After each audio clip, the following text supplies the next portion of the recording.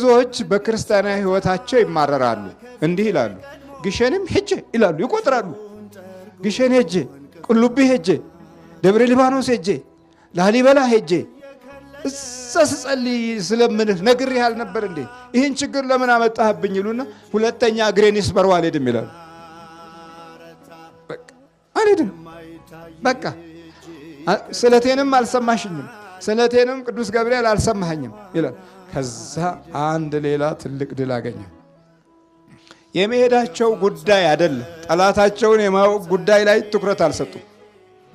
ከዛ በኋላ ደግሞ የቆዩና ይችን ፍንጭ አግኝቶ የለም ከውስጥ አብሮ አይደል ያለው፣ ምን ይላቸዋል መሰላችሁ? ምን አለ ያው ገብርኤል የምትዩም አልሰማሽም፣ አልሰማህም። ሚካኤል የምትዩም እንደዛው አልሰማሽም፣ አልሰማህም።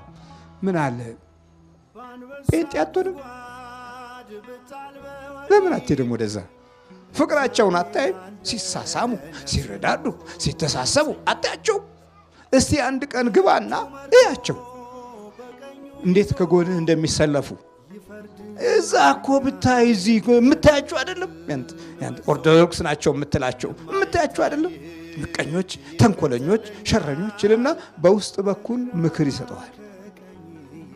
ከዛ ይሄንን ምክር ልብ ውስጥ ካስቀመጠ በኋላ ወዲያው ደግሞ የማገናኛ አውታሩን ከውጭ በኩል ያመጣና ወዲያው መንገድ ላይ ቁጭ ረክ እንደው ጌታን ብትቀበልስ ወደ ባሻ አልነበረም? ውስጡን አድምጦታል።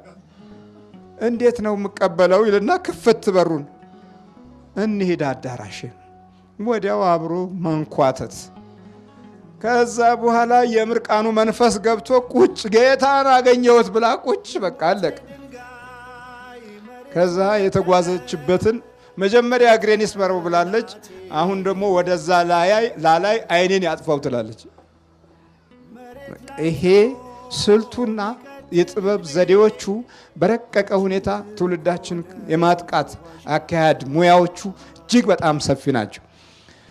በዚህ አይነት ሁኔታ የዲያብሎስ አሰራር በስፋት ጎድቶናል። ለዚህም ዋናው ምክንያት የጥበብ አቅጣጫዎቹን አለመረዳታችን ነው።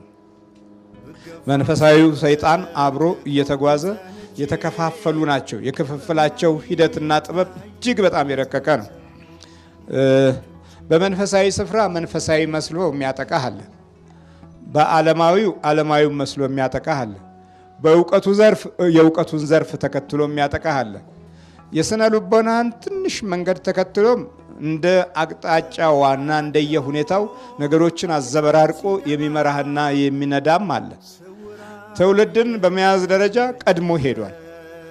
የአእምሮንና የማስተዋል ችሎታን በማደብዘዝ አቅጣጫ ውስጥ ሙልጭ አድርጎ ብዙዎችን ነገሮች ሰርዟል።